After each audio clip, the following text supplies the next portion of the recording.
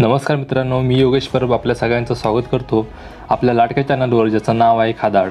तर आज आम्ही तुमच्यासाठी घेऊन आलो आहोत एक साधी, सोपी आणि कमी साहित्यात बनणारी मात्र चवीला मात्र भारी असलेली चिकन सुक्का ही रेसिपी. तर ती कशी करायची यासाठी आमचा व्हिडिओ शेवटपर्यंत नक्की बघा.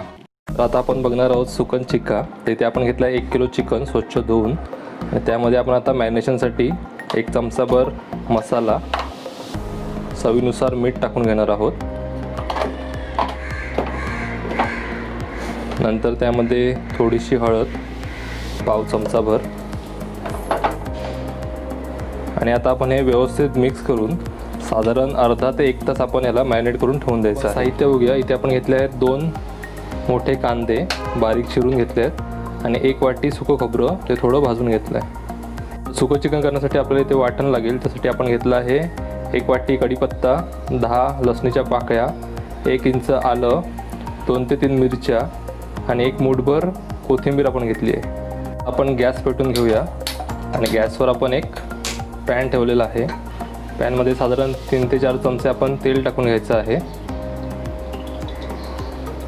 तेल व्यवस्थित गरम होऊ द्यायचं आहे. तेल आता व्यवस्थित गरम झालं आहे तर आता आपण 2 बारीक कापलेले कांदे जे आहेत तेलामध्ये छान परतवून घेऊया. कांदे अगदी व्यवस्थित बारीक कापून घ्यायचे आहेत आणि ते तेलामध्ये व्यवस्थित अगदी परतून घ्यायचे आहेत. तर इथे कांदा जोपर्यंत आपल्याला लालसर भाजून होतो आहे तोपर्यंत इथे आपण वाटण आहे ते मिक्सरमध्ये नीट वाटून घेऊया. त्यासाठी आपण जे वाटणाचं सामान होतं ते आपण एका मिक्सरच्या भांड्यामध्ये घालून घ्यायचं आणि अगदी छान ते बारीक होईपर्यंत व्यवस्थित वाटून घ्यायचं आहे. सुकं वाटण आहे ते वाटून झालं आहे, तुम्ही बघू शकता. अगदी थोडं पाणी घालून आपण ते वाटून घेतलेलं आहे. यामध्ये जास्त पाणी अजिबात घालायचं नाही आहे. कांदा आता व्यवस्थित लालसर होत आला आहे तर इथे आपण चवीनुसार मीठ घालून घेऊया. ते लक्षात घ्या, आपण मॅरिनेट करताना पण चिकनमध्ये मीठ घातलं आहे तर त्या अंदाजानुसार इथे आपण मीठ ॲड करायचं आहे.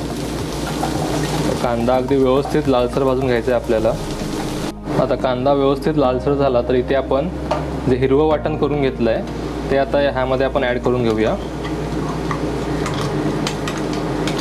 आणि साधारण 1 मिनिटभर आपल्याला हे व्यवस्थित परतून घ्यायचं आहे. तुम्ही बघू शकता छान अगदी व्यवस्थित आपण परतून घ्यायचं आहे ते.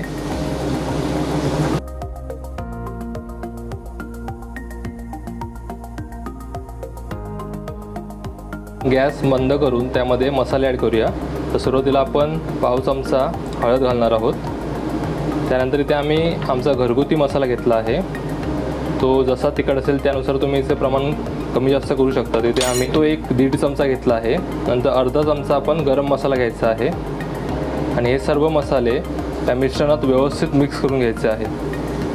साधारण मिनिटभर परतून झाले की त्यामध्ये आपण जे मॅरिनेट केलेलं चिकन आहे ते आता ॲड करून घेणार आहोत आणि हा सर्व मसाला त्या चिकनला व्यवस्थित लागला गेला पाहिजे असं आपण ते व्यवस्थित परतून घेऊया. तर तुम्ही बघू शकता मसाला व्यवस्थित चिकनला लागला गेला आहे. तर इथे आपण झाकण ठेवून साधारण 5 ते 10 मिनटं एक वाफ काढून घेऊया. तोपर्यंत चिकनला पाणी सुटेल. इथे आपण एक्स्ट्रा पाणी ॲड करायचं नाही आहे. चिकनला जे पाणी सुटेल त्यामध्येच चिकन आपण शिजून घ्यायचं आहे आणि गॅस आपण आता थोडा मंद आचेवर ठेवलेला आहे. तर साधारण 10 मिनटानंतर तुम्ही बघू शकता चिकनला आता व्यवस्थित पाणी सुटलं आहे आणि वास पण छान येतो आहे. तर याच पाण्यामध्ये आपण चिकन शिजवून घ्यायचं आहे आणि नंतर आपण जे वाटणाच्या भांड्याचं जे पाणी आहे ते थोडंसं पाणी आपण ॲड करत आहोत, कारण मसाले जळू नयेत म्हणून आणि चिकन खाली लागू नये म्हणून भांड्याला. आता बघू शकता तुम्ही चिकनला छान कलर पण आला आहे आणि आता आपण झाकण ठेवून साधारण 15 ते 20 मिनटं मीडियम टू लो फ्लेमवर आपण हे वाफवून घ्यायचं आहे. तर आता साधारण 15 ते 20 मिनटांनंतर आपण बघू शकतो चिकनला पाणी सुटलं आहे आणि छान कलर पण आला आहे. आपण बघू शकता ग्रेव्हीला आपण तेल सुटायला लागलं आहे. तर इथे आपण जे सुकं खोबरं भाजून घेतलेलं 1 वाटी ते आता आपण ॲड करायचं आणि पुन्हा एकदा व्यवस्थित परतवून साधारण 5 मिनटं आपण ते शिजवून घ्यायचं आहे.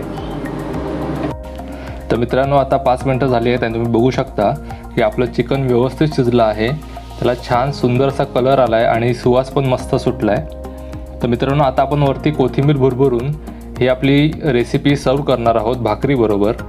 तर मित्रांनो, येत्या रविवारी ही रेसिपी तुम्ही नक्की ट्राय करून बघा आणि ती कशी झाली हे आम्हाला कमेंट बॉक्समध्ये नक्की सांगा. व्हिडिओ आवडला असेल तर व्हिडिओला लाईक करा, चॅनलला सबस्क्राईब करा आणि मित्रांनो व्हिडिओला जास्तीत जास्त शेअर करा. आम्ही तुमच्यासाठी अशाच चमचमीत रेसिपी घेऊन येत जाऊ. धन्यवाद.